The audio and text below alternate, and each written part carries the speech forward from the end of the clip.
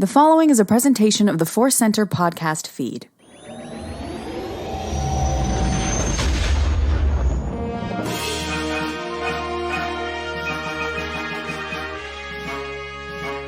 From the center of the galaxy, this is the ForceCenter podcast feed, and this particular episode is Questions of the Force.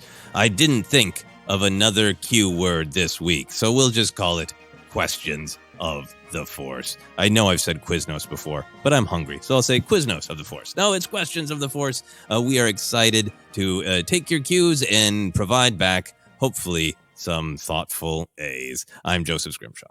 I got to tell you, I'm Ken Napzok. You've got cues. You might not want the A's. All right, McGarnacle. You might not want them. Slap the cues down on the desk and be yelled at to be handing over our A's. Anyway, we're going to get on to our first A, which is our Audible Intro. Today's podcast is brought to you by Audible. Get a free audiobook download and a 30-day free trial at audibletrial.com/ForceCenter. Over 180,000 titles to choose from for your iPhone, Android, Kindle, MP3 player, or Roomba. I don't know if a Roomba works, but I felt like throwing in something new. We are recommending Battle Scars by Sam Meggs. It is staring at me from the bookcase. I'm excited to dive into this book. We will be discussing it eventually, but if you want to give it a listen, you can download your free audiobook today by going to audibletrial.com/ForceCenter. One more time, that's audibletrial.com/ForceCenter for a free audio book. 1A down, second A to go. We have been making a point of asking for help. So, Ken, what is our ask? Our ask is this. First ask. I do have a Roomba, and I'm going to ask my Roomba to read me a book, because if it could do that, that'd be comforting. That'd be great. But as Joseph said, our big ask right now is, hey, would you consider checking out our Patreon page? I try to say that, not sounding like I'm absolutely crying. No, we're having a lot of fun revamping the Patreon page. There's some merch available now, some merch levels, and we have exclusive content like our Will of the Force show and our new series, Indiana Jones and the Perilous Podcast, available to all supporters. That first episode of Indiana Jones and the Perilous Podcast dropped on Monday, March 20th. So get in there. There's still time to catch up with us as we head to Dial of Destiny. And for those that maybe Patreon's not your thing, we do want everyone to hear those episodes. So after Dial of Destiny, we'll be releasing those episodes to the public. We have a new goal on Patreon, and it's to help us reach this cool project here. Jennifer Landa's YouTube docuseries, so to speak. She's got some wonderful episodes from our ForceCenter past. Happy Beeps, Jedi Beeps. They're some of the best stuff ever put on this channel. NPR meets Star Wars. And we're going to do kind of video versions of that. Jen's going to repurpose that audio, put some new pictures in, maybe even some new audio, update some of the stuff. And that'll be on our through our Patreon page, put on YouTube. If you can help us reach a goal of $2,000 a month, we're so close. That'll help us put that series into action. So there you go. I think that's a lot of asks in one, Joseph. But it's a lot of info and a lot of ask and a goal. And thank you to everybody who's been joining. We've been getting a ton of people being extremely generous and a lot of people jumping in for $2 a month. And we appreciate all of you. So thank you for the help. Now we are on to the third A, the titular A, the answers to the cues. We've got 2 questions from Twitter and 2 from patrons on Patreon. As always, we're going to go first to Twitter, and we're going to go to a fun, possibly time travel question. This comes to us from Justin Anderson. I had to grab this one because I think it's a conversation that is going around the old Star Wars discussion world. Here's what Justin has to say. The aim/focus of the first 2 seasons of The Mandalorian was relatively simple. Season 1, protecting the child. Season 2, returning Grogu to his people. We knew the focus of both seasons from basically the start of each. We are halfway through Season 3. What is it about? So we want to give the caveat. We've gotten into a rhythm here where we record Cues of the Force on Monday, and we don't release it until Friday, which is sometimes in the land of Star Wars 1,000 years worth of information and discussion. In particular, we are discussing this question that is responding to being halfway through the season of Mandalorian. The 4th episode has come out. We are recording this before the 5th episode of the season comes out, but releasing it after the 5th episode. So full caveat that we wanted to grab this question. Our answers might be impressively accurate or absurdly, comically incorrect by the time you actually hear them. We are talking about this after that 4th episode, The Foundling.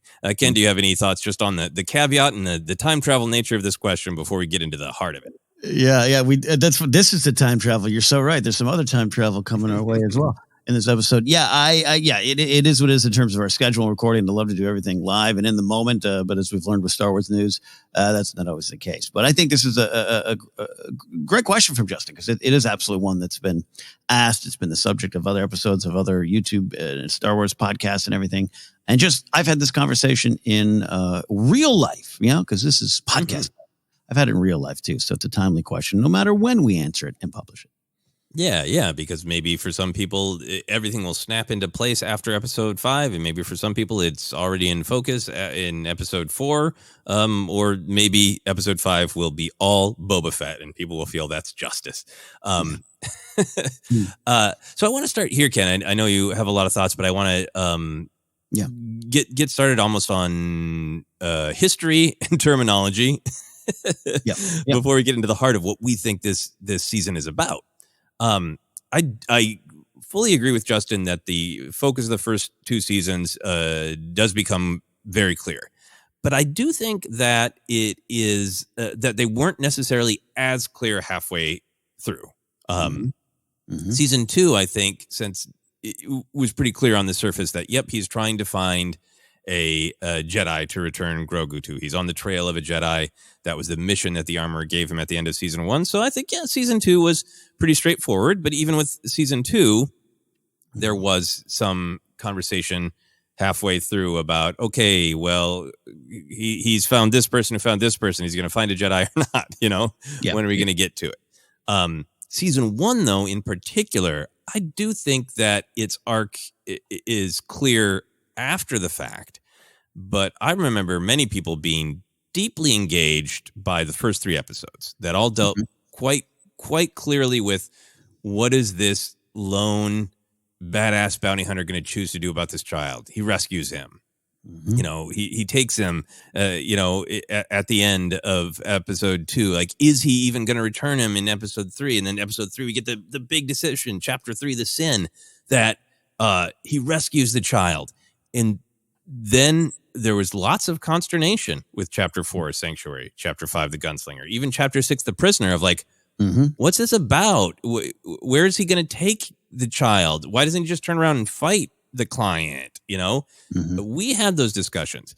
That middle section of season 1, as it was airing, even when people were in love with The Mandalorian, did have a lot of the same discussions that we're having now of people wanting to get back to the main plot. So that's my strong memory of going through season 1. So I just wanted to start there with my memories of season 1 and season 2 and see what your thoughts were about that in comparison to season 3's halfway point. I think it's great to go right to that conversation around season 1, because that was what was happening. That dreaded word filler gets tossed around, or you're not connecting to the bigger picture, and you're seeing this, Mando's experiencing this very transactional relationship based life. And I think I remember even the stuff on Sorgan, episode 4 didn't grab me right away. I enjoy that episode a lot more now, because a little bit of the, all right, get it, it's adventure of the week kind of stuff going on. Cool. And that could be so dismissive if you I don't know, attach to that in kind of a, not the wrong way, but a different way. We're not here to say what's right and wrong. But I was in that spot too. Why is he here? He just want to camp out here, So I think that's part of the way to look at it. We're halfway through this season. That's going to be part of what you and I keep discussing here. I know, but hindsight being 2020, I think that's definitely a way to look at season 1. Yeah, and I mean, I remember. I'm sorry, what's that? And 2, but one particularly.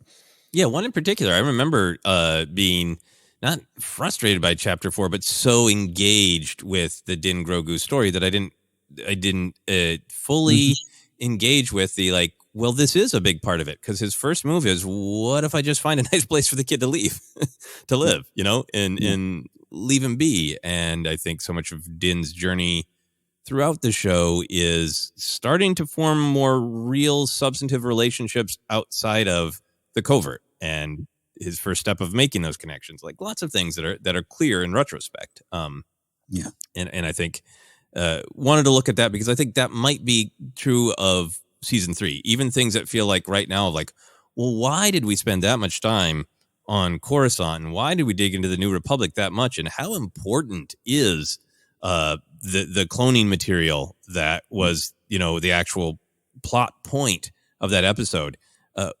It might feel far more significant down the line, just like some of the stuff in Mando season 1 does now. Absolutely. It's where we're at. So Justin uses the great term focus. The focus of the first 2 seasons of The Mandalorian was relatively simple. And I think that's a great umbrella term.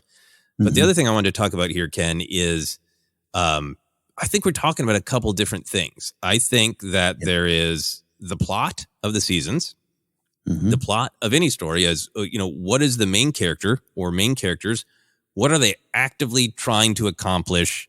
How they're responding to challenges? How are they furthering their own goal, the plot? And then there's the theme, the idea, the point of the story. What is emotionally at stake for the character? How does the character's challenges and choices reflect her own worldview and opinions? What is the show saying? We talk a lot about the how and the why on ForceCenter stories. And to me, I think of sometimes the plot is the how. This is what the character actually chooses. But the why is, why did the character choose it? What does it mean? So I think when we're talking about the focus of these seasons of Mandalorian, I think it's important to be able to break down and say, are we talking about the plot? Are we frustrated with that Din or the other main characters aren't clearly moving forward on their goals, that they're in stasis? Or are we talking about, we're not sure what the show is saying. We're not sure about the theme, the idea, the point, the why. And maybe some viewers are like, I feel like neither are moving forward. Or maybe some feel like one is moving forward and the other isn't. So what do you think about separating it out into those different ideas of the plot versus the point of the plot? I think it's very important. And I saw Justin's question come up over the weekend on the old, for us it'd be last weekend on this time travel episode. And yeah, that was my initial reaction. Nothing. Justin asked a great and very fair question because it's been on people's minds. But my reaction to it, the honest reaction was, well, that's not what season 1 was about, and that's not what season 2 was about. It was about these big giant themes. The IG-11 rebuilding scene is the core of season 1 to me. It is that's what it was about. So I do think you have to kind of parse them out a little bit here. And to me, there is the focus of season 3. We'll get into it here if you want, or we can go to the place, Joseph. But like season 3's focus, to me, is rebuilding Mandalorian culture, uniting it, and finding the best way forward. And we're weighing that. And there's some stuff that the show, we're like waiting to see where it comes down on some things clearly. And that's even affecting people. And this isn't a, hey, watch it all, quit binging them type of, society's ills conversation. It's just, hey, this is what's going on to me. So I do think it's definitely 2 different questions. Yeah, no, I really agree with that. And I think that the plot and the thematic ideas merge more when you can binge them, or when you've had a little bit of time to sit through them. It's an incredibly different thing to watch season 1 with the knowledge of everything we have with it. And to me, it's even richer. I enjoyed the episodes as they came out, but I was like, hey, what's the deal, Din? Make a decision. What are you going to do with the child?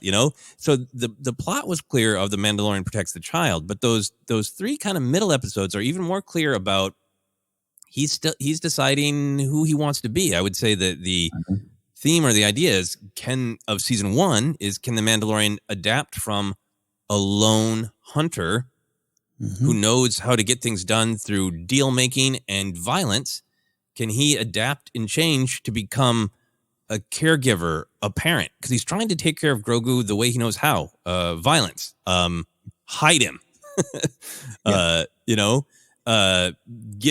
get money. That's why the prisoner episode is there. Of like, we need to get by. I guess I'll do a job. So he's trying to be a parent in every way except for the deep and the emotional. And by the end, that theme and his choices are validated by the armor that says he's on a correct path. He's still being a Mandalorian, just in a different way. It's honorable to be taking care of this foundling. Great, Yeah. But some of those things of Din flailing in the middle of season 1 is the point. And as it came out, I understand why some of us would go like, well, why isn't he making a choice? Like, well, because part of the story is he doesn't know how to yet, Right. Yeah. And I feel the same thing with season 2, that season 2 for plot was really strong. Din is going to deliver Grogu to a Jedi. He's real focused. I think in general, plot wise, it moves fast. But the idea is, how far is Din willing to go to be what Grogu needs, not just as a protector, but also as a parent. It's his emotional connection. And the big payoff is taking off the helmet. And that's, can Din truly connect to Grogu is, a more thematic idea than the clear plot idea of can Din deliver Grogu to a Jedi. Yeah, and I think that you can go into the Book of Boba Fett, pick that up, right? The breaking the cycles, moving forward, the personal choice to build stronger communities and relationships around you, clans, this clan of 2 that's been formed. If season 2 is about reuniting Grogu with his people, what are you going to do? There's a little bit of that, like, we're the people we met along the way. I'm the people, and the next section of change is tied to that stuff in Book of Boba Fett, I think. Yeah. And to me, I think the whole journey of Din Djarin and the thematic goals of the Mandoverse is it's set in this New Republic era. It's set in a time of change, of the possibility of adaptation and evolution. And everything with Din's story is slow walk-ups to change and maybe sometimes steps back. And I think that's been his journey the entire time. It's powerful to me to see him be forced away from his covert and have to make other connections and have to see the galaxy in new ways. It's so amazing to me when he gets to come back to the covert and is like, I met one of them Jedi, and now I have personal experience and my droid feelings have changed. And I can go to Peli as a almost maternal figure. And all that to me is about growth and evolution. Thank you for going on a long journey to get to the actual meat of the question, which is what is going on in season 3. But I think where Din has been before is a big part of this. So how are you feeling then? You gave a great preview. How are you feeling about where Mandalorian season 3 is at 4 episodes in, both in terms of plot and the big thematic idea? I understand some of the, it's a wider season. When you go back to comments by creators and even actors before, right? You hear this a lot. The scope is bigger. It's more galaxy ramifications of the galaxy. Don't ignore that stuff, because I think that factors in what's at play here.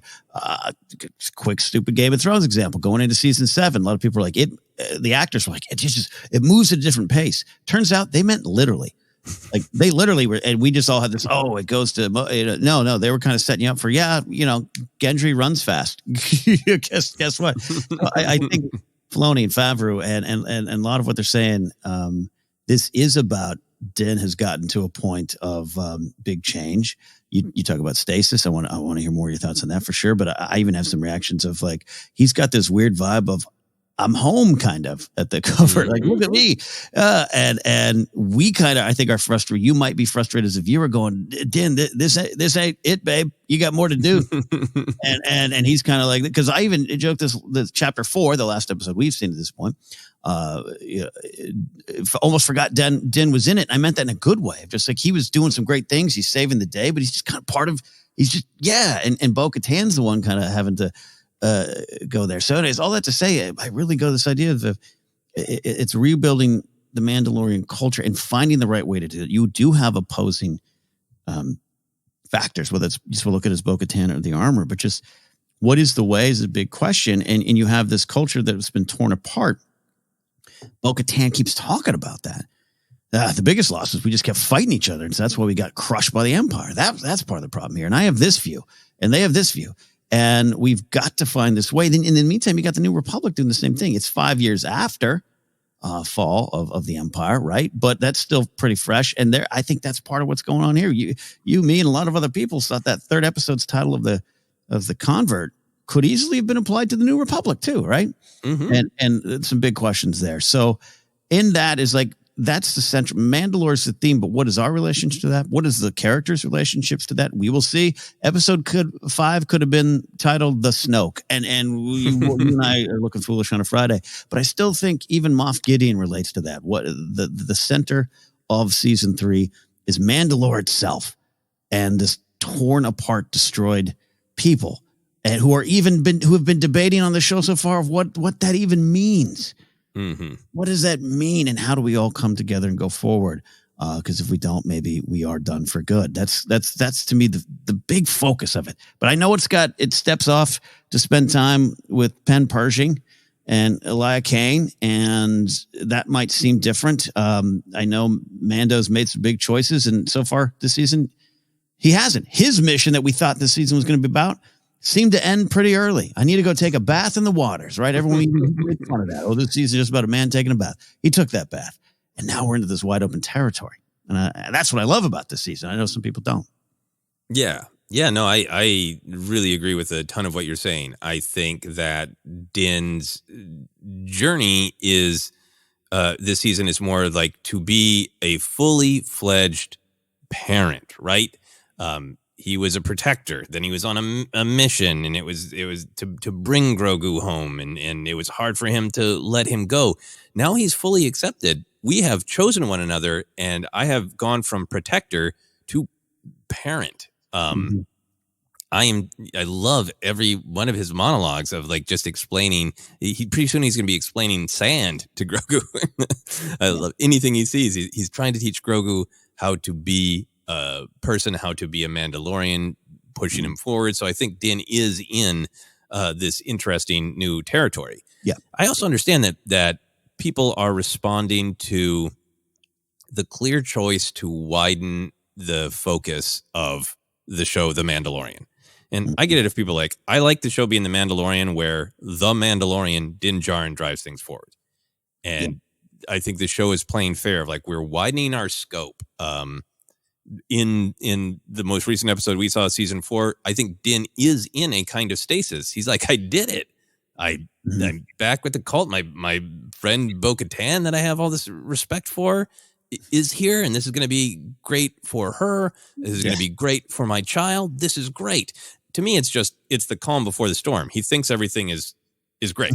And I think we know it's not going to be. So I'm kind of fine with him not necessarily his specific needs being met by season 4 or episode 4 of season 3, because I think he's going to be challenged on whether all of his needs are met. And I would agree with you that the plot is pretty clearly, can the Mandalorians come together to face their common foes? Can they have true strength through unity? Both the armor, the armor and Din have talked about how the creed is the loyalty and unity is the creed, but they also are extremely rigid. So the unity with Bo-Katan, if she follows all of their rules. Bo-Katan has expressed Mandalorians have been fighting amongst one another for too long, and that's what left us to be too weak to defend ourselves against the Empire. So we've got all of these dangling questions about not just the thematic ideas of what is the way, what makes you a Mandalorian, but there's, I think, a lot of real practical stuff of like, who will lead them ultimately? Is Mandalore physically safe to be on? Will the reemergence of a mythosaur unite them or divide them? Will Din's journeys out in the galaxy, making connections to other people, life like Grief and Peli, will that help Mandalorians?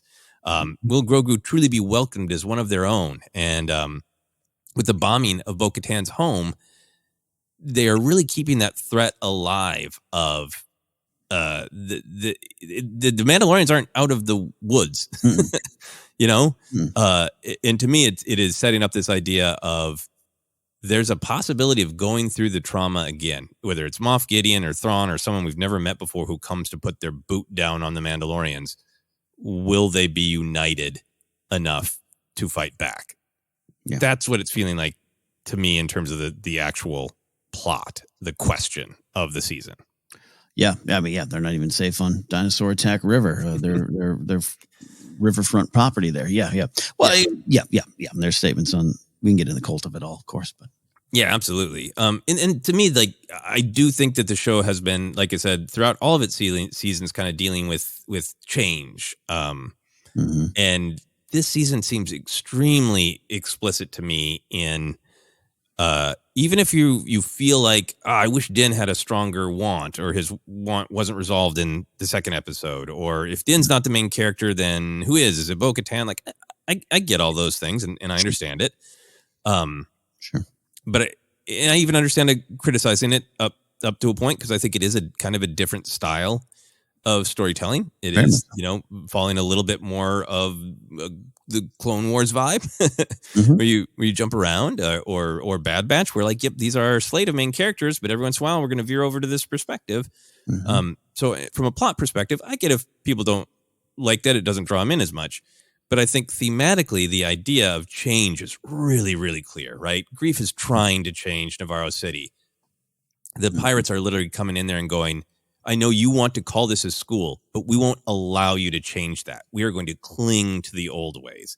The entire story of Children of the Watch, good, bad, or otherwise, is literally clinging to the old ways. The New Republic episode with the convert is featuring two characters, Kane, who is committed to the old ways.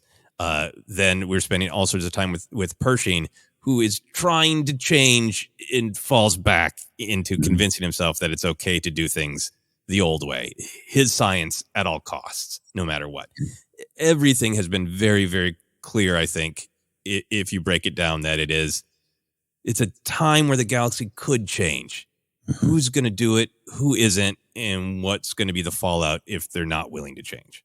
Yeah, and this is something I think I gravitate towards of these because Star Wars does deal so much in change. You and I say that word a lot around here because it's all through Star Wars in many different ways. One of the aspects of it that I love that this season is analyzing is exactly what you're talking about. Everyone has made choices, big choices. Bo-Katan made some big choices, and it didn't necessarily work out for her. You got Din going, I've made some wonderful choices. Hey, Bo, isn't this great? You have your helmet on. You're never taking it off. This is awesome. Nothing's going to go wrong. You got Greef, exactly. Old buddies from high school showing up to say, you're still who you are. We know this. And the New Republic struggling with it on a level that could have very felt ramifications to the rest of the story. So I think it's for me, I gravitate to this, like, this happens in life. You think your plateau, you've climbed the summit, and there's still a long way to go. And there's a chance you can slip back down. Let's analyze that on a big, giant, epic scale. Yeah. No, I really agree with that. Even Grogu, I really touched by, chapter 20, episode 4 of season 3, where he wants to be in stasis. He just wants to sit there, and Din is pushing him to change, right? To become something kind of new, a new version of himself. Absolutely. Any other big picture thoughts on what the focus of chapter or season 3 of The Mandalorian is?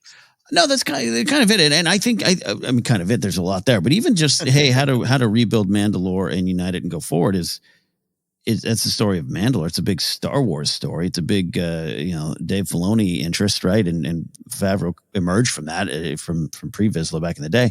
So that's just the stars, but there's so much there for us to connect to. I'm so curious about Moff Gideon's involvement in that. This is why I'm less worried. I think there are going to be some details that might, quote unquote, connect these stories to other parts of Star Wars, but I really don't think it's about that. I think it's about Moff Gideon and his relationship with Mandalore and the Mandalorian people, so we can all pull things from it as we relate to the central idea and theme.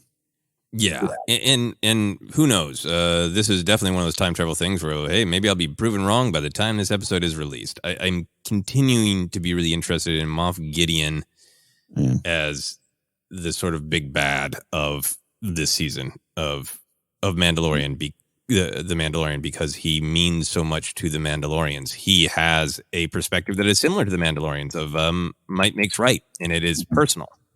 He wants to prove that he put them under his boot once, and they're not allowed to come out because he is smarter, better, all those things. He's got to have wounded pride about having his Darksaber taken away by Din, and he's savvy enough to know I can poke. He does at the final episode of season 2. He's the one who gives us some of the Darksaber information about like she needs to take it from you.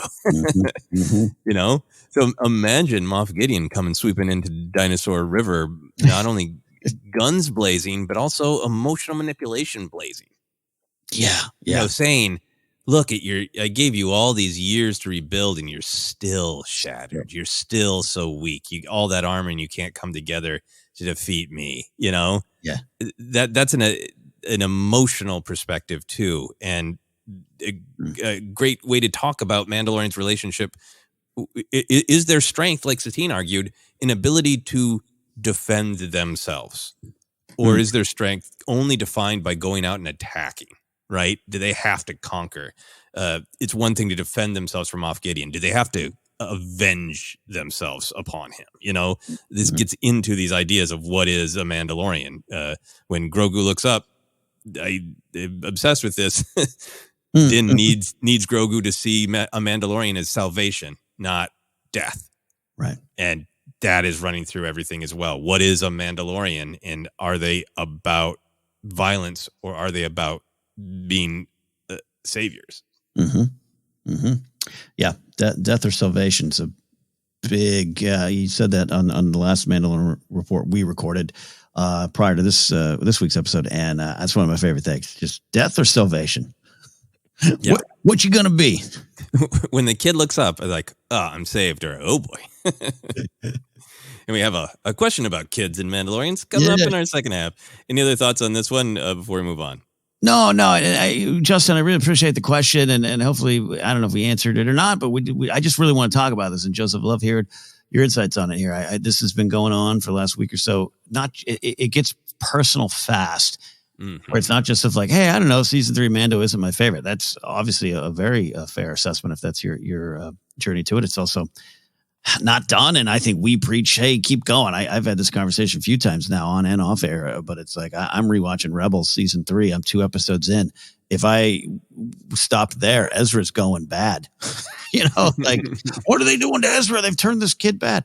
I do preach, hey, you know, follow it to the end here, but there's some very personal. I'm seeing a lot of personal reactions out there, which is understandable. And we react to these stories in such a personal way.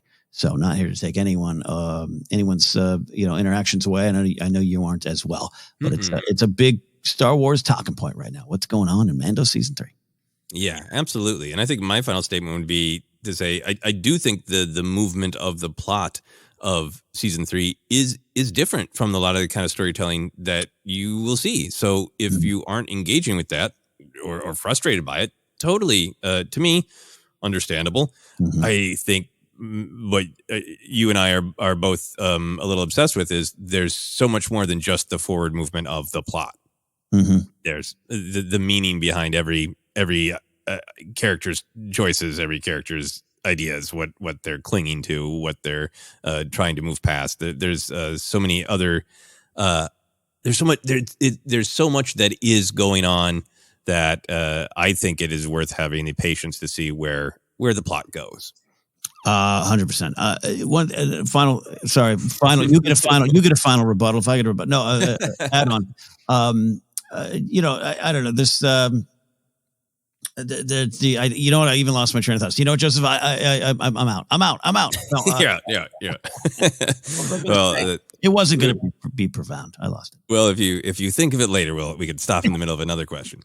We're going to move on then to this question from Duger13. Duger asks, is there any way Grogu could actually be Yoda from 850 years ago and brought through the world between worlds gates by someone? This is very fun, nice, twisty exercise for our minds on this Monday afternoon. Ken, where do you go with this? Well, I'll tell you what, I just remembered what I was going to say, and I can tie it into this. If season 3 was exactly what we might have predicted going in, it's Mando going to take a bath, there would be a lot of discussions of not again. The show's just lather, rinse, repeat. Some of it would be good faith, some of it bad, right? You just be like, here we go again. He's on a mission because, and we didn't say it cynically, but it's like, all right, he's going to go get IG-11's memory parts. He's going to go. That's one mission, and then by this ends episode 8. at the Mines of Mandalore. And it blew past that right away. And I think it's wide open. I love that. So Duger's question would really blow past that. And it would be something completely wild. And I'm almost there for it, even though my answer is no. Yeah.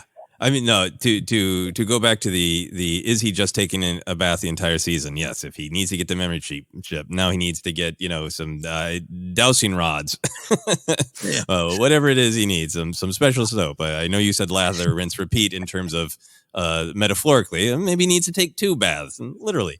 Yeah, I agree. If it had been, here's just a step, there would have been concern of repetition. And even if maybe when all is said and done with season 3, that some of the forward movement of the plot maybe even feels a little clunky, to me, it's worth it for evolving, trying something new, expanding the palette of what the show is about. Yeah. All right. Pelly said I need to get a towel, and you'd have a towel for the Mines of Mandalore. But you need a Funko Pop. All right, I'll get you the Funko Pop for the towel. All right. Back to Grogu time travel. I love this idea of there's so much in this very short question of exactly how the world between worlds functions. The actual time travel of who takes Yoda when, but all of it seems to boil down to what if he actually was Baby Yoda? Yeah. Yeah. And Bob Iger can go, see, I told you I was right when I said that. Yeah, nobody was slipping up. They had it right. Imagine having to go back years after we had those of us who were all in on Star Wars had those conversations of we understand why everybody's calling him Baby Yoda, but he's not Baby Yoda, and then have to come back years later and go, turns out it's very complicated, but he is Baby Yoda. That would be difficult. Yeah. So what are your thoughts on this? Is this a fun what if to you? Is there what part of this idea is exciting? What part of this is challenging? Where do you go? It's a what if indeed, Duger. It's a big one. So again, my quick answer is to this question, no. There you go. But then again, hey, with Dave, sure, you're right. I think he hasn't forgotten about the world between worlds. He hasn't forgotten about Mortis and the father, the son, and the daughter. He has not. Purgles. He hasn't forgotten about even the Purgles, the Space was. So yeah, I think some of that stuff could be a play, maybe some of the point in the Star Wars story. I'll start with the pro of what this idea. The logistics of it, I'm not quite sure. I'm with you on that, Joseph, too. How that happened. But let's just say it was truly Baby Yoda, and maybe we would get to, as Star Wars fans, get to learn so much of what made Yoda. Maybe we'd understand some things, new perspectives on him. I don't necessarily need the check mark. Hey, here's the planet he's from. That I'm not even meaning that kind of stuff, but maybe we'd get a little more insight into him. So we'll know the moment Grogu says his first words, which I swear is coming every day because every character's talking about it now. Maybe in episode 5, that's maybe you and I are recording an episode after chapter 5, the words. Maybe, and he comes out and says, first words say I, and we'd be like, oh, it's Yoda. That'd be the pro. But then I just think there's great purpose and power in Grogu's search for his true place in the galaxy. And it's so much about his own choices, his own experiences, and how they fuel his steps forwards, especially right now with what we got going on, as he is, you're correct to say, being pushed forward a little bit by Din. Like, hey, can't just sit here and play with the rocks, even though we know they were crabs. You got to step forward and show them what you are. Show them who you are. Be proud of who you are. And what is that? It's such a Grogu journey. That could be great for Yoda, but I go to I'd rather learn about Grogu. Yeah, and face your trauma is so powerful, and then what they were able to accomplish with the amount of pain on poor Grogu's face. Like, I got to remember this. All right. Yeah, I think for me, a part of the power of Grogu is that design could have been anything. That could have been an alien we've never seen before, right? Yeah. But the relationship to Yoda, that seeing the creature right away evokes the possibility of Grogu being force sensitive, way back in 2019. That was the conversation between, the first 2 episodes of are all beings force sensitive? But as the story has, so I think Grogu being the same species of Yoda and Yaddle carries with it this sort of this mystery, this intrigue, this otherworldliness of Star Wars. But I think a great thing they've developed is that obviously the people who meet Grogu can't help but be affected by his connection to Yoda, the way Ahsoka reacts to him, the way Luke wants to tell him about Yoda. And I think there's a real contrast of like, we, the audience, know that in theory, Grogu is capable of becoming an incredibly powerful and wise master, right? Living for hundreds of years and making a difference in society. And that gives this extra stakes of like, this poor traumatized creature find happiness, or will the Grogu's fear of loss lead him down a path that we don't want him to go? And having Yoda is this sort of like, here's where we're shooting for. Yeah. Will we end up there, kid? I think is the power of the connection between them. Yeah. Yeah, that Luke stuff too. The fun question from Zucker, by the way. I always want to make sure I say that, but yeah, it would be. That's a great moment of. Let me tell you about this Yoda I know. it would read a lot different if Grogu was like, "Oh, you mean me? My name's Yoda Grogu." Groyo, yes. And I am. So there's that whole, what is the connection between Grogu and Yoda part of Duger's question, but then there's also the world between worlds, and I do think that will be revisited. I do think that will come into play, or other places like it, or even an acknowledgement of it. I think that there is continuing fan discussion, extremely strong opinions about the nature of World Between Worlds. I think that's the power of that episode, is some things are clearly defined, other things are open for interpretation. For me, the power of the World Between Worlds is functionally, one could argue, it is in theory a time travel device, right?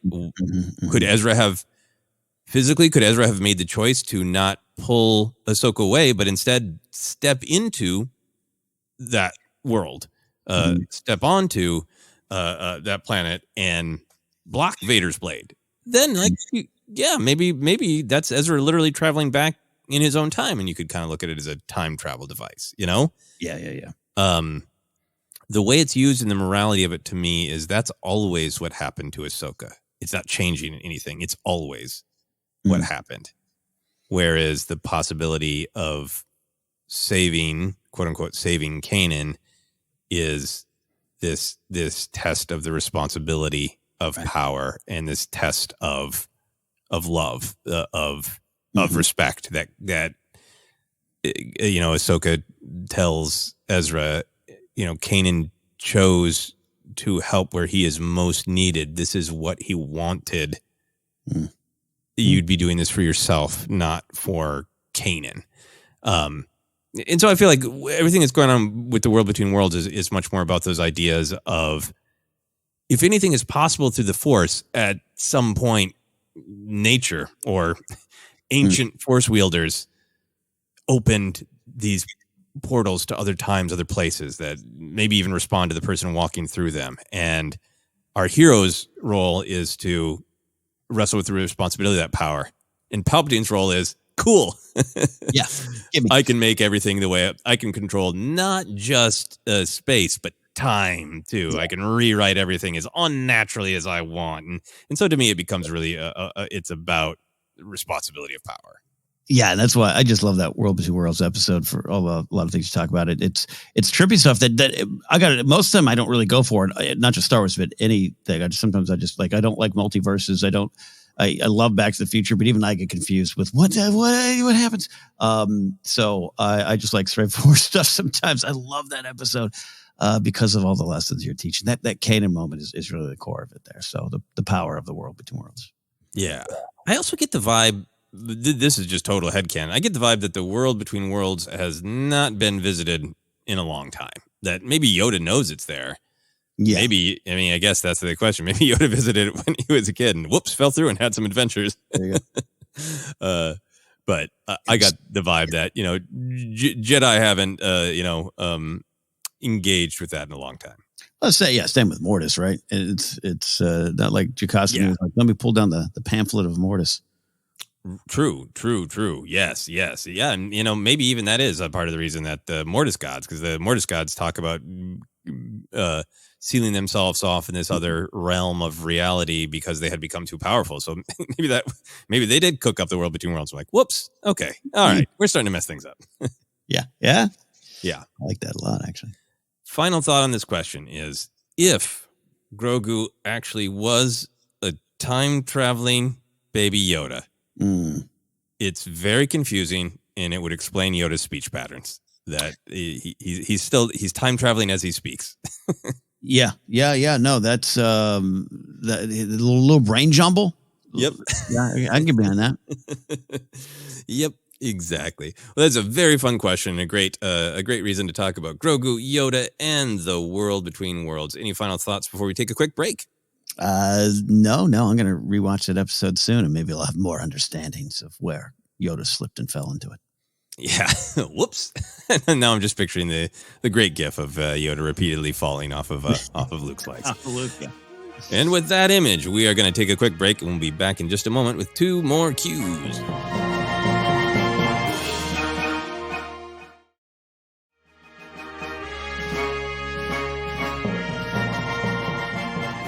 And we are back with 2 questions from patrons on Patreon. We are going to Brian Babcock, and Brian has a good thought starter on many things relating to the Mandalorians and to the Children of the Watch in particular. Again, this might be a time travel question for us, of maybe some of this will be acknowledged by the time we release this episode. Here's what Brian has to say. Mm-hmm.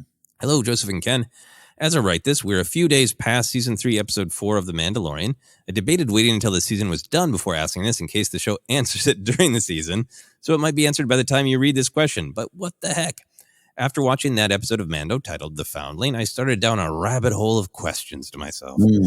I noticed that the Children of the Watch never use the term youngling or children, only the term foundlings. I always interpreted foundling to mean orphan children adopted by the Watch. I then started to wonder if members of the Children of the Watch have romantic partners. If so, can they remove their helmets in front of each other like if they were to be married? Or are they just a bumpin' Beskar? If they don't marry, are they celibate like the Jedi? If that's the case, then they must only replenish their ranks with foundlings. Paz Vizsla refers to Ragnar as his son, but is he his biological son? Or is Paz his adopted father like Din in Grogu? I then had a dreadful thought. What if they're not always rescuing these children? What if they're kidnapping young children to indoctrinate? What if droids didn't actually kill Din's parents? The Watch did, so they could add Din to their ranks. We have all been wondering what their endgame is, and I've been feeling a slightly sinister undercurrent to the way that Din likely doesn't see, because he sees the Watch as saviors who took him in and raised them as one of their own. So he assumes that's what the other members do when they bring in a new foundling. As always, we need to speculate responsibly, so I'm no means handcuffed to this idea. I was curious what your thoughts were on this. As always, thanks for reading, and may the way of the Mandalore be with you, assuming it isn't about kidnapping. LOL. This is so great. This is not just a question. This is like a good dramatic monologue, as Brian really does take us through the rabbit hole of questions of, well, what if this? But what if this? But what if this? So, Ken, feel free to start anywhere along the rabbit hole you want to, from what are foundlings to did the Children of the Watch conspiracy theory fake the memories of the super battle droids? Yeah, that was a monologue with a lot of twists. It was like a good play. Just a lot of twists around every corner. I go to 2 spots initially. First of all, I think there is so much more to the way. I think there is a sinister undercurrent that we might yet discover, or some might be pointing at the screen going, Din. There's a sinister undercurrent. I think that's what's going on. And it's not just the dinosaur one. It's not just dinosaur, but even that, we're learning it. We're going to learn of it, and learn more of it, and some of it could be potentially dark. In discussing Chapter 4, you made that wonderful point of the training, the way that's what they survive on, but it ends. It's a win-or-loss society, and it ends with Ragnar on the beach exposed. That to me is a little bit of a damnation of the way, or at least a questioning of it. And my favorite moment, I laughed again while watching it with Grace, of Paz going, "This always happens. That bird always gets our kids and runs away. We and our fuel dies here." Oh, all right. Anyways, this is the way. And also in watching that with Grace, Grace turned to me during the campfire scene and said, "Wait, so no smooching?" So these are some big valid questions, Brian, of what goes on here. And that part remains clear, right? I was Mando season 1 with the prisoner. Sheehan certainly intimated some hot Razor Crest nights happen, right? That's definitely at play there. So I vote that some physical activities do take place. O'Meara almost got to Din in a way. It was a bigger, more emotional connection, but she almost got him to take that mask off, which means, he knew when he decided to leave, he knew what he was leaving behind. And not just talking about physical connection, but in a romantic relationship way. He knew the cost of that, but he was still going to do that there. So I think some of that is there. But again, he also has been out and about a little bit more. That's where I start, Joseph. But I'll get to this direct answer. Because I had this too, Brian, after this past week's episode. Just in terms of timeline, it was more of an off-air conversation with myself. Of all right, when did they find Ragnar? At the beginning of the season, we see Ragnar. When did they find him? They were on the run. We just saw the armor and pause for a while. Then they were in hiding, right? Plenty of time to find some kids, but it's not like we saw with Din. They're not engaging in these battles and pulling orphans out. So yeah, there's some. I think it's okay to question it. And also going back to Paz's comments with the bird, how many are they losing? They have a lot. A couple of helmets in that nest. There is indeed. Yes, there is. Currently choose to believe that the rescue of Din was of I'll put quotations, pure intentions by a group called Death Watch to help color his perspective on Grogu. And I'm just talking about the thematics of it all and his connection to him. It's more powerful to me if that is part of the actual identity of them. We take in people. We found, we make them our own. We are protectors. We're not death. We're salvation. I just like that kind of approach. I just think he by now at this point in his life, even though Din comes off a little Din sometimes, meaning dim. I should say, there's a little bit of like, what are Jedi? He's for someone so worldly, he's not worldly. I think even by now he might have learned of the nefarious intentions, right, and seen it a little differently. But maybe that's just me. No, I agree with you. Yeah. So it is. I that's kind of where I go with it. I do believe it's not as dark and nefarious as Brian's wondering. Yeah, I think starting at the bottom of the rabbit hole and I think I went to a rabbit hole too. Oh yeah, absolutely. But that's what's great about this. There are multiple perspectives or multiple questions that are all tied together. But I think we're in general agreement going down to the way bottom of the rabbit hole. I don't think anything is fishy with Din's memories or Din's backstory. I think the fear of the droids, that being trapped in a war and slaughtered for what Nemodian scientist is in the background wanting whatever village that is, whatever, to test whatever weapon. Like we can go to Clone Wars to imagine the kind of hell that he's going through.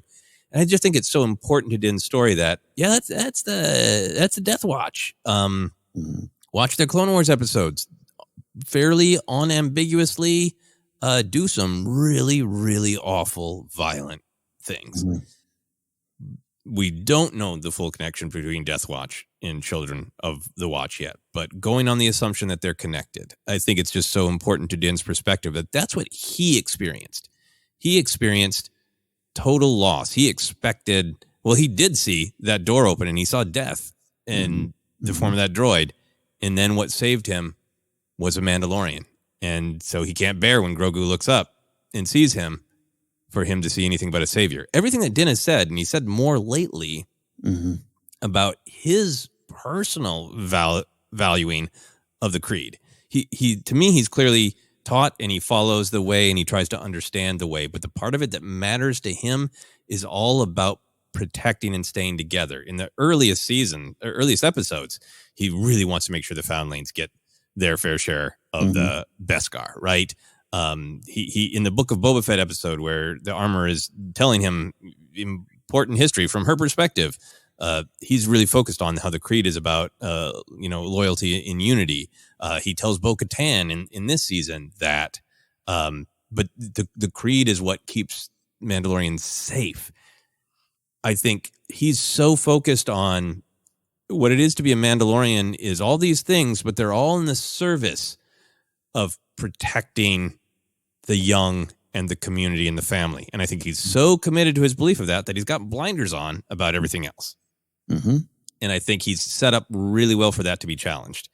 If in his mind this society is all about doing right by Foundlings, and what if they start to push Grogu to something that he doesn't agree with? That's a larger conversation. But anyway, that's why it's really important to me in that he has a reason to see this positive part of the society, because that's his lived experience. Going one up the rabbit hole. I don't see anything in the text currently that supports kidnapping. Particularly since the armorer tasked Din with returning Grogu to his people, right? That it's like, if you find a young person in danger, abandoned, alone, you have a duty to protect them. Either you return them to their people, or if they, want to walk the way, then that's the way. Yeah. So that would seem to me like but that kidnapping isn't the regular order of business, right? First of all, on that I actually really agree. When he didn't return and go, got one, it wasn't that vibe at all. Yeah. And we could talk about the Children of the Watch. That's floating around in such a big conversation about their overall nature. But I want to make sure that we respond to Brian's rabbit hole questions. Going up the rabbit hole one, I think the creed is pretty clearly helmets don't get taken off, and there's a pretty clear implication that Jian and Din had some helmet on, but other stuff off time. Yep. So then that leads up to the beginning of the rabbit hole, right? Of Foundling clearly is their term, and I think Foundling could mean orphan, or I think it could just mean a young person under Mandalorian care, whether they're biological or adopted by Creed. Yeah. And I think maybe that term is so important to Children of the Watch, because I think Children of the Watch believe that being Mandalorian is a creed, and I think there's some probably people who lived on Mandalore who believe that a Mandalorian is born on Mandalore, of this culture, So I think there might be some disagreement. So Foundling might be this is their way to assert it's a creed. It doesn't matter if Ragnar is Paz Vizsla's biological son, or if Paz Vizsla found him 2 months ago on this planet. Right. He has the same value. He's a Foundling. Anyone can be a Mandalorian if they take the creed. Right. And it's these two, because that was going in, even going into the show. 2019 was, we had learned a lot about Mandalorian culture in canon from the Clone Wars and Prime Minister Almec and Jango Fett. That was the trivia answer. Jango Fett was not a Mandalorian. Well, now you got even Boba Fett going nuts to that. Let me show you the chain code. He was a Foundling.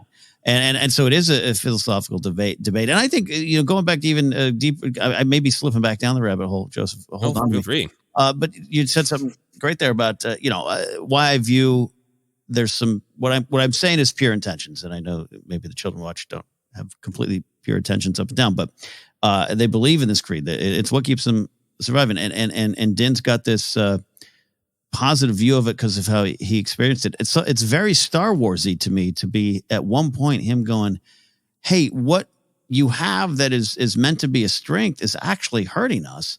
The intention of your clan, your culture, your order, if you will, if you're a Jedi, is being lost because you're too rigid, too tied to the dogma of it all. That's such a Star Wars question to wrestle with.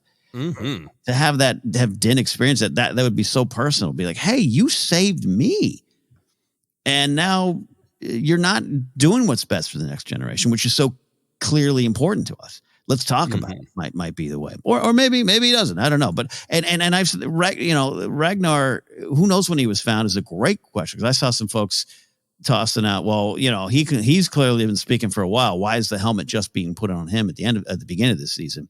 I think it has less to do with, it can have to do with age and the ability to speak, but also if they just found you, you got to have time to, is this what you want?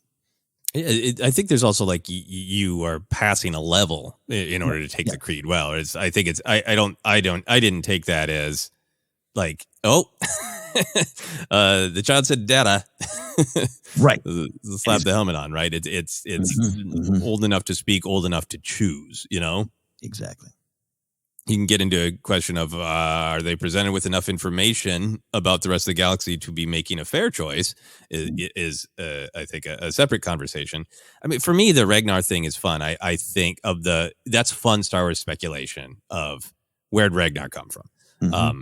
My thoughts are, I think Star Wars has always had this great heart of found family matters, and found family is just as important. Rey Skywalker is a Skywalker, right? Mm-hmm.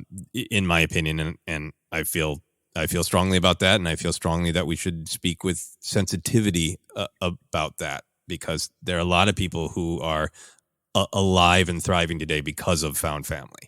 For lots of reasons. So I always want to put the utmost respect on the idea of found family. So to me, there's no reason that Paz Vizsla could not have said it as passionately as he did. He's my son. Mm-hmm. If he'd known him for a year, he's his son. If they both need and want that, Yep. And he took a creed. So I think it's every possibility that he is somebody that Paz rescued, like other people rescued Din, like Din rescued Grogu. I also think it's possible that whatever Ragnar's age is, that he was born on Concordia, and Paz's mom or other caregivers took him somewhere else, and they're just reconnecting now. Yeah, indeed.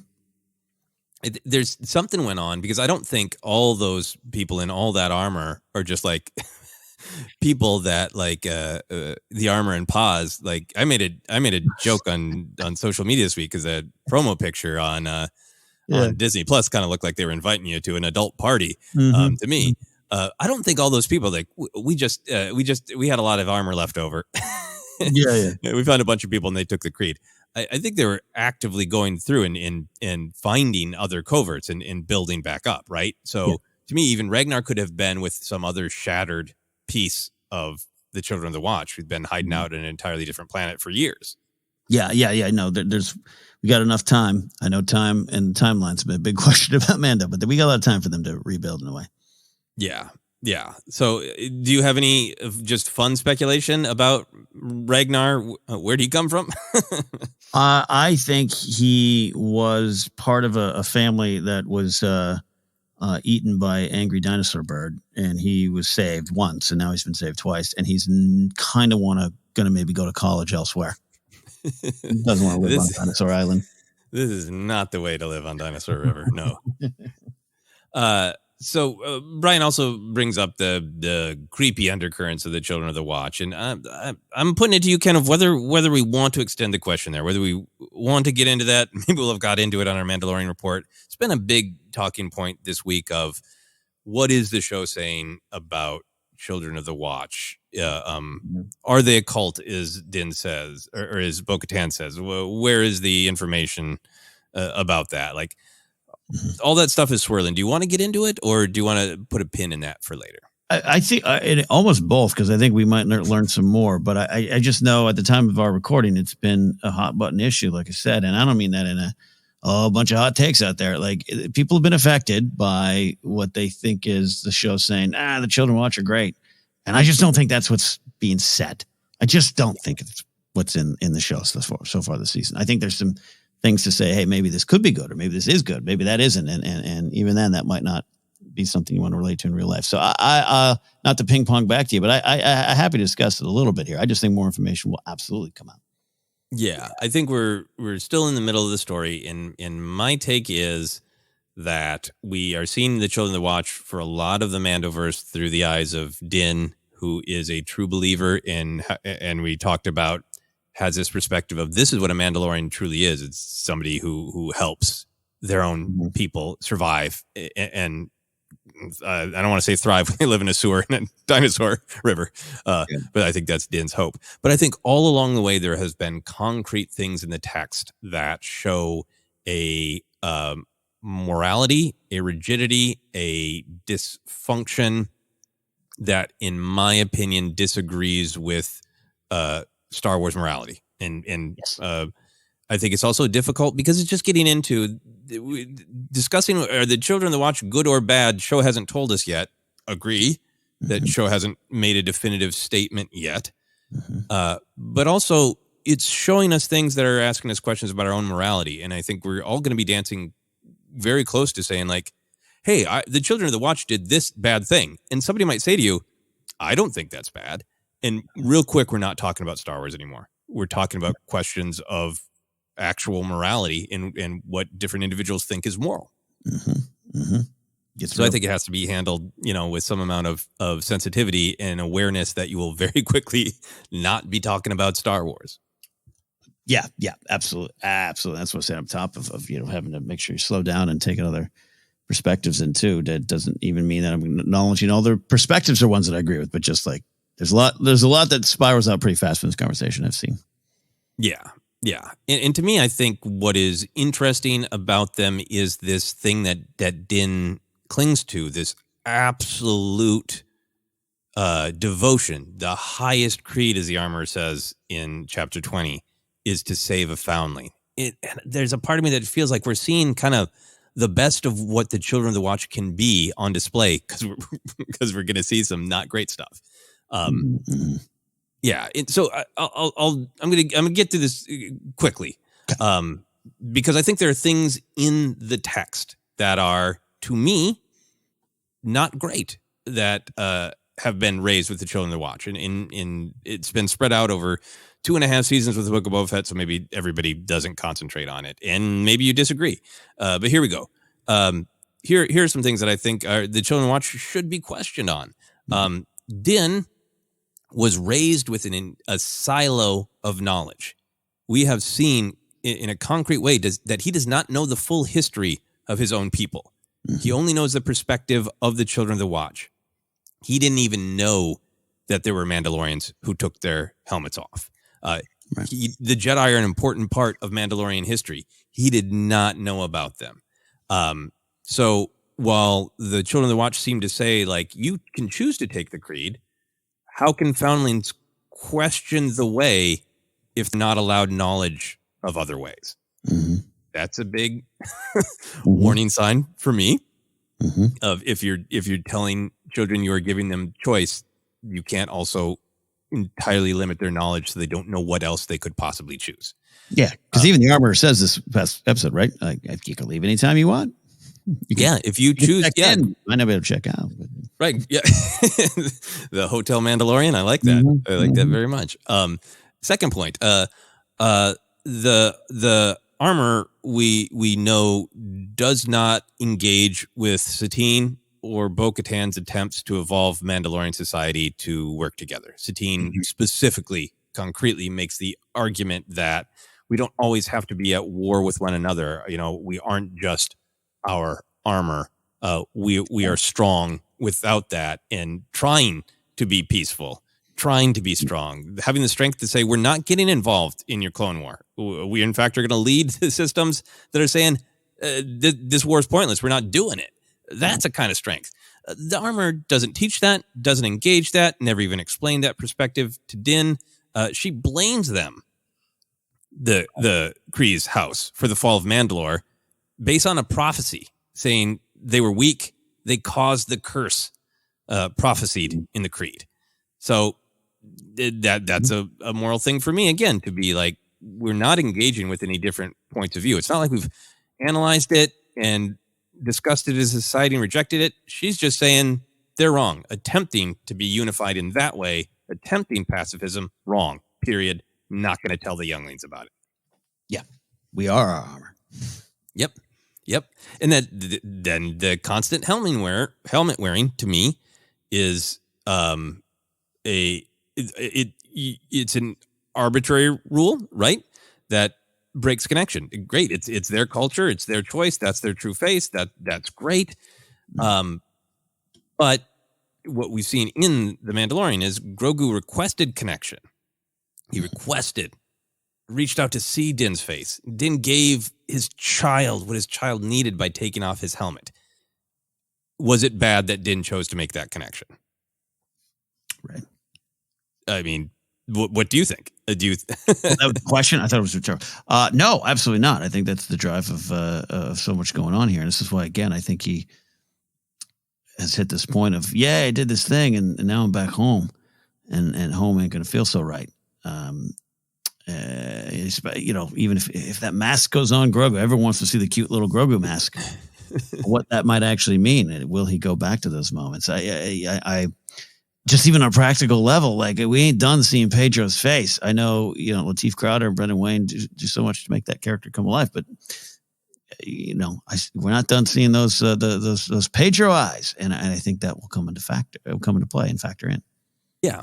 So for me, there's plenty of debate and discuss, and Din's a grown person who's now seen that there are options, and he is choosing this.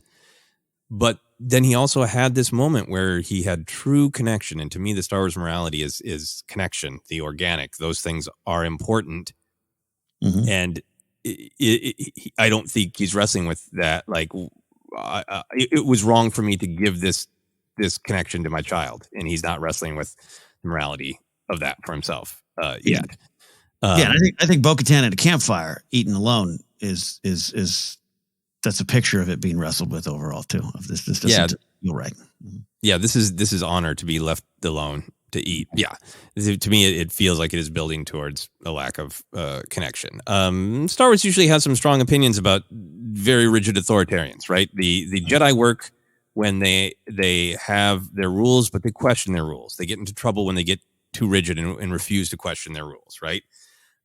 So the armor is an example of rigidity. There was no room for debate or understanding or nuance when Din removed his helmet. And the only path to redemption was a rigid one that was most likely impossible, right? So if the armor is a mother to Din, then she represents an extremely conditional kind of love, right? There's no discussion of, why did you take that helmet off? I mean, she does seem to know, so maybe there was more discussion that we didn't see. But to me, that's a very rigid, conditional love. 100%. 100%. Final thing for me on my list of children that watch dubious things is it's totally undefined yet in the show. They clearly have some connection to the Death Watch. We know that Din was rescued by members of the Death Watch. The literal word watch is in the title of both groups. We know now that the Children of Watch were based on Concordia. Maybe the horns on the armor's helmet have some connection to Maul in Maul loyal. I know people have their theories about exactly who the armor is. So I think it's perfectly fair to say we don't know the exact connection between the Children of the Watch and Death Watch, but the Death Watch was a murderous cult who believed might makes right, including terrorizing random villagers because they can, political assassination, citing multiple times with actual Sith Lords to terrorize the population of Mandalore, aka their own people, while lying to them in the most dishonorable way imaginable. The Death Watch, I'll go way out here on this limb. The Death Watch, bad. Right. So a huge remaining question to say, what is the connection between the two? Yeah, to the point of, again, 4 episodes in, we'll see what the 5th brings. But I'm dying to have the armor and Bo-Katan, not just get into it, but get into names. Not just who the armor, but get into Satine, get into Prime Minister Olmec, get into Pre Vizsla. Turn to Paz. Hey, your family member, I know him. I know you. And that's why the Bo-Katan stuff is so interesting to me. There's no way that's going to end up perfectly aligned. You can't. She saw the destruction. She was part of the destruction. She's to blame for some of it, for that side of it, not for what the armor is saying. Yeah.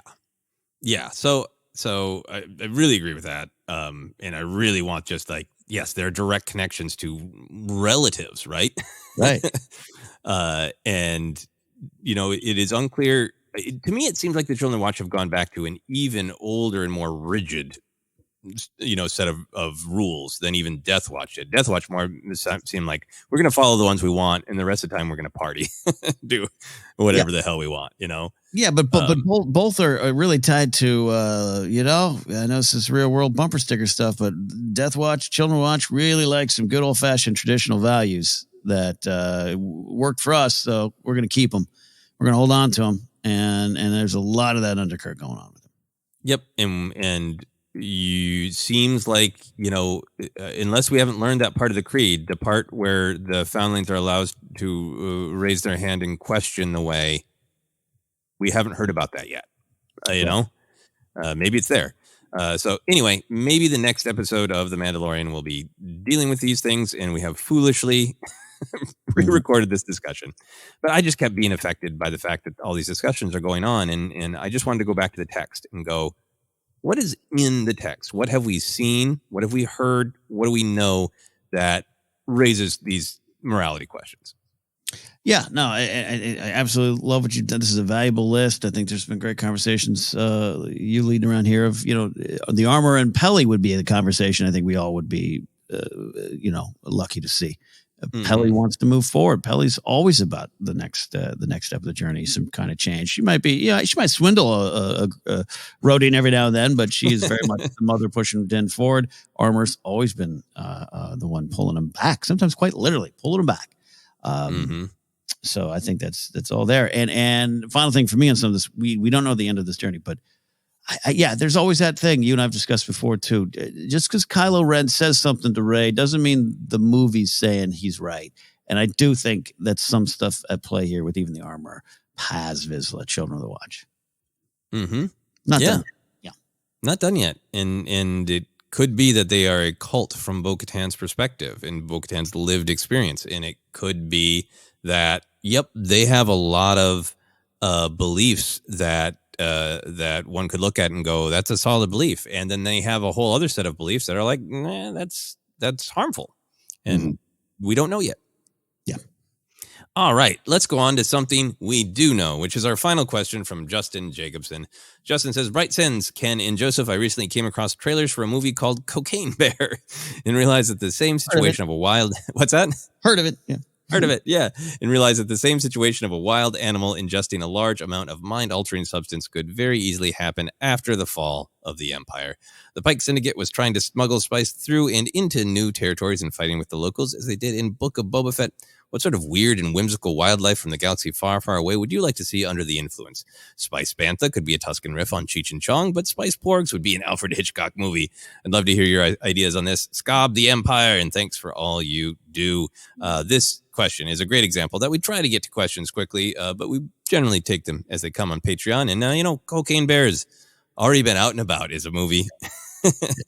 Trailer came out, a big hit of a movie, purposefully, I believe, absurd, irreverent film for the sake of that thing we call fun.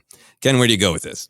I'm going to shout out our pal Brian Ward, who made a wonderful Spice Ewok shirt, the Spice, that version of Spice Bear. I love that there. But here's where I go. I go to one of my all-time favorites that used to not be one of my all-time favorites, as I've said before. And I'll say again, I'm sure at some point, I want Spice Puffer Pigs. You imagine some kind of crazy, hopped up on goofballs puffer pig going at you, poof, chasing you, bouncing around, maybe a whole team of them. I don't know what they're called, a collective of puffer pigs. Maybe they're puffs. I don't know. Imagine that. Scary. Yeah, a hot air of puffer pigs. Yeah.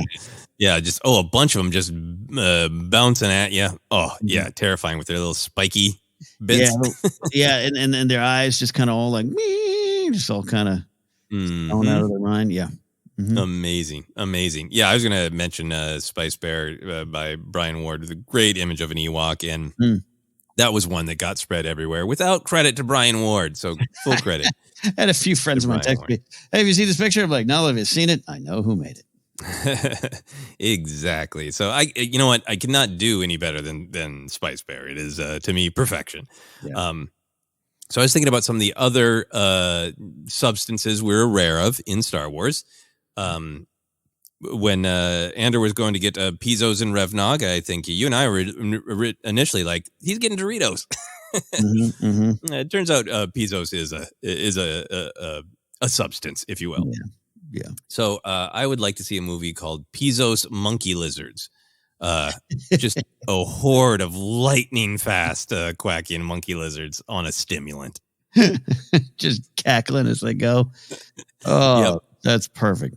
I got to tell you this. I've always thought Salacious was, a little bit into his cups at least. So, oh yeah, into his cups. Yeah. So this is into his Pizos leading an army. This is, if you don't like fast zombie movies, then Pizos Monkey Lizards is not the film for you. Put it that way. Yeah. Love that. Then the other one I thought of is the ultimate Attack of the Clones movie. This would be a film called Death Shack. It would be the butt cows from Naboo on death sticks, rampaging around, seeing colors. You get to see on the screen every once in a while the perspective of the shacks, all the strange colors. It's an Attack of the Clones, tribute to put together death sticks and butt cows. But it also seems like a Han Solo misadventure. Is like, it's carrying 2 loads and I got them mixed up together. Yeah. Oh, that'd be great. Which, yeah. Box A, Box B. And this is his first mission to King Prana. I want it to be older, Han. Yep. Jeez. The shacks got into the death sticks. Any other thoughts on this one? Now, other than, that leads to Rathdars, and then a spiced up Rathdar might be a bigger problem, but maybe that's what Han was dealing with. Oh, yeah. No, one does not want that. The Rathdars are bad enough all by themselves. They're on a natural high, the Rathdars. Right. And very scary for it. Thank you, Justin, for the fun question. We're going to move on to our Power of the Light Side segment. This is something that we put out to patrons on Patreon to just share something joyful, a good experience. Even if you have a dark experience and come out into the light, we get a lot of great stories like that. So if you're a patron, scroll down the post page, look for the picture of Obi-Wan Kenobi smiling at the Skywalker twins on the Death Star, and you can submit your Power of the Light Side segment. This one today comes to us from Jay from Nowhere. Jay says, my Power of the Light Side is about something near and dear to many of us here, toys and their meaning. Finding a figure in store is so much more fun than placing an order online. The scarcity, the timing, the luck, it all makes for a better experience and connection to that purchase, makes for a better story too. I was home from work on January 6th, 2021 when, that happened. I was in a bad state mentally and told my work from home partner that I just needed to get out of the house and clear my head for a bit. Went to a Target and somberly browsed the toy aisles. A new case of Black Series must have been opened as there were 2 of each fig from that wave on the shelves, including the one I desperately wanted, Grand Admiral Thrawn. Yes, I get the irony of buying an Imperial Fascist on that day of all days, says Jay. It was a figure I couldn't find online, sans price gouging, and I had accepted not getting it until stumbling upon it in the wild that afternoon. Like most items in my various collections, I can recall the circumstances around the various acquisitions, and that's doubly true for my Thrawn. But when I look at that figure, I don't see the evil it represents, nor even the real-world headache that surrounded its purchase. I see hope in the face of tyranny, joy in the depths of tragedy, and light peeking out from the darkness. From talking Star Wars to collecting toys to fighting real-world evils, always remember, there are more of us. Thanks, friends, and may the Force be with you. Thank you, Jay. This one is, of course, close to my heart. I love the collecting, and I love the stories of the collecting. Ken, what are your thoughts?